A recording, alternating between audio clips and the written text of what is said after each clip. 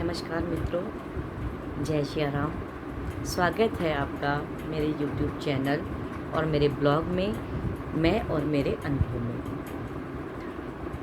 आज मुझे एक बिल्कुल अलग हटके जो मेरा टॉपिक है उसके ऊपर मैं वार्तालाप करना चाहती हूँ, बातचीत करना चाहती हूँ। जैसे कि आप सभी को पता है कि हमारे देश को आज़ाद हुए 77 साल हो चुके हैं, पर क्या लगता है कि हम आज़ाद हो चुके हैं? जो चीज़ अंग्रेज चाहते थे वो पूरी तरह से करके गए हैं। उन्होंने हमारे मन पे अधिकार करा है, हमारी मानसिकता के ऊपर अधिकार करके गए हैं। हमारी मानसिकता के ऊपर इतनी गहरी छाप छोड़ के गए हैं कि हम इससे उबर ही नहीं पाए, आज़ाद नहीं हुए। मेरा तो यही अनुभव है। मतलब आज से नहीं, बचपन से देख रही हूँ। मैंने अपनी बेटी को पढ़ाया है। हमने तो हिंदी मीडियम में पढ़ाई करी है और 6 क्लास से हमें इंग्लिश सिखाई जाती थी और अच्छा खासा ज्ञान था ग्रामर का।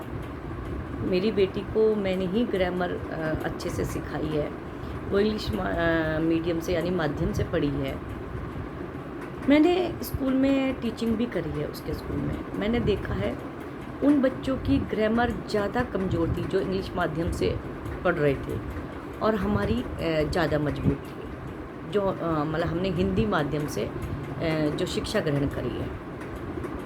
तो इंग्लिश माध्यम के मीडियम के जो स्कूल्स हैं उनमें केवल एक चीज़ हावी रहती है, इंग्लिश बोलना है, इंग्लिश बोलना है, इंग्लिश बोलना है। ठीक है, हम समझते हैं कि अंग्रेजी जो माध्यम है, इंग्लिश मीडियम की जो एक लैंग्वेज है वो इंटरनेशनल लैंग्वेज है, लेकिन उसमें कहीं ना कहीं हम अपनी मातृभाषा को नीचा दिखाते जा रहे हैं। उससे ऊपर उठकर हम नहीं देख पाते, इंग्लिश से ऊपर उठकर नहीं देख पाते।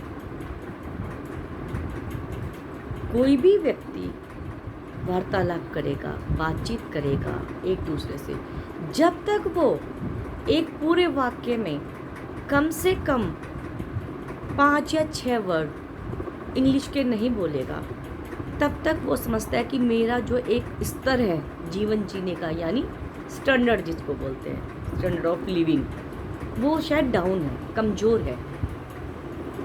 ये भ्रांति पता नहीं कैसे हम सब ने अपनी मानसिकता में फिट कर रखी है, बिठा रखी है।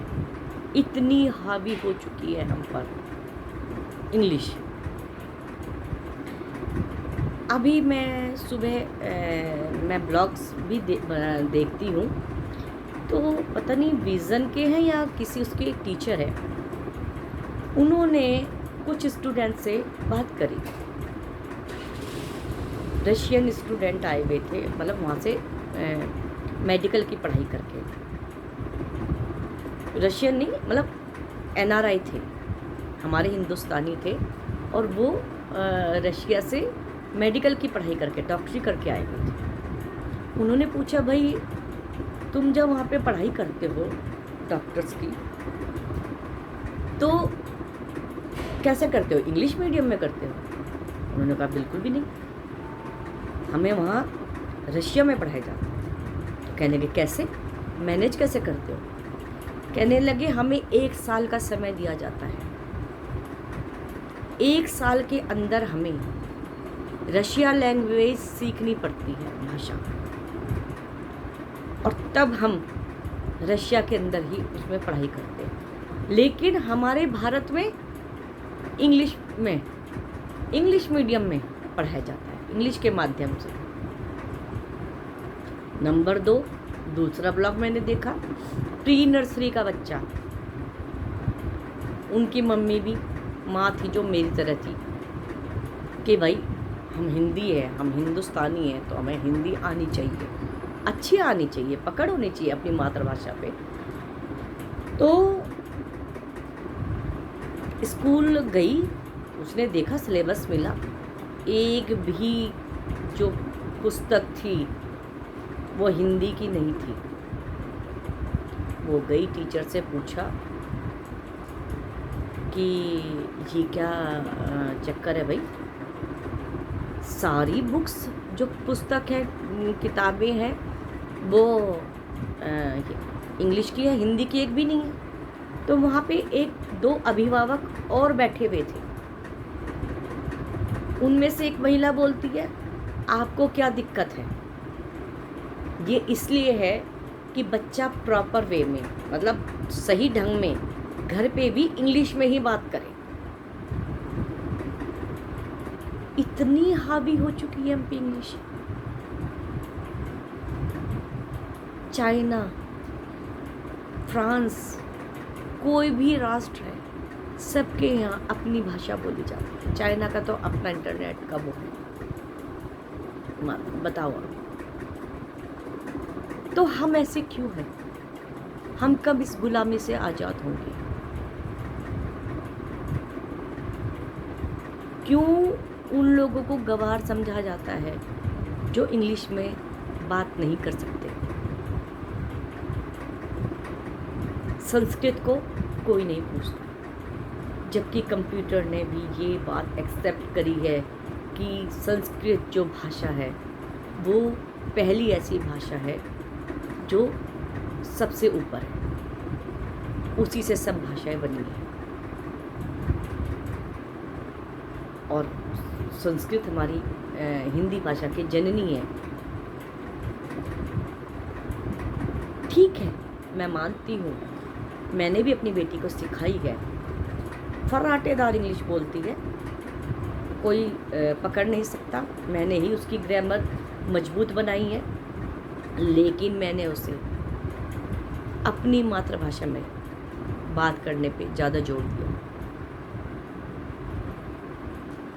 अरे हमें गर्व होना चाहिए। जो बाहर से सैलानी आते हैं विदेशी, वो तो कोशिश करते हैं हमसे कि हम हिंदी, मतलब वो हिंदी में हमसे बातें करें, हिंदी सीखते हैं। और हम क्या कर रहे हैं? हम कोशिश करते हैं कि उनके सामने इंग्लिश झाड़ेंगे। आ रही है, नहीं आ रही है, ग्रामेटिकल मिस्टेक है, फिर भी हमें बात करनी है। क्यों? क्योंकि हम एक सभ्य इंसान हैं। जब तक हम इंग्लिश में बात नहीं करेंगे तो हम सभ्य कैसे कहलाएंगे?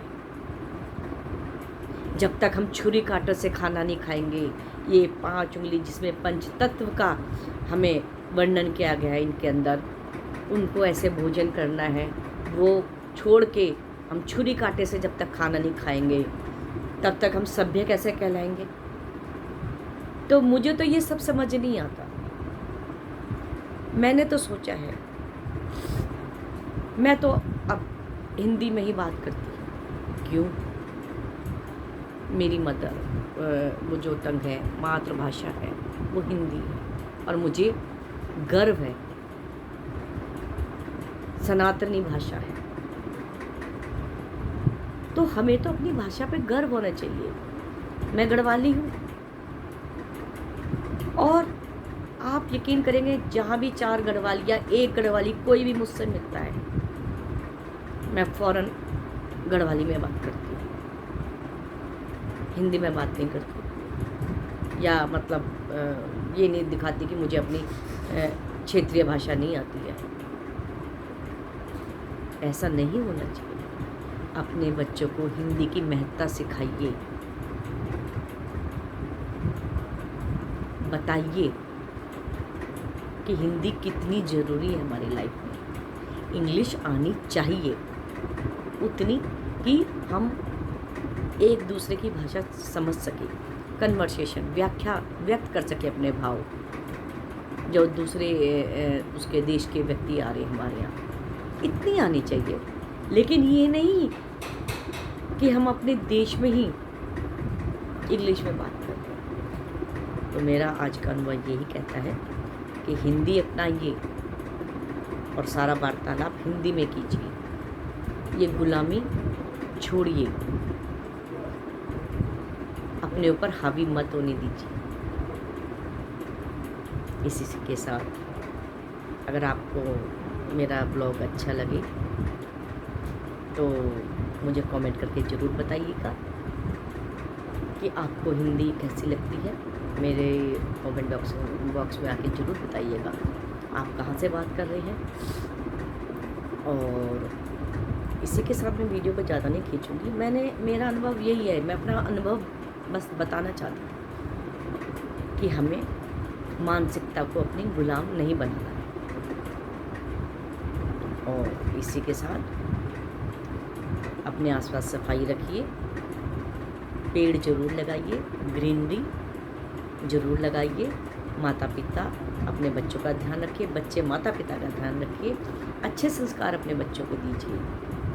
तो इसी के साथ मैं अंत करती हूँ अपने वीडियो का। जय श्री राम।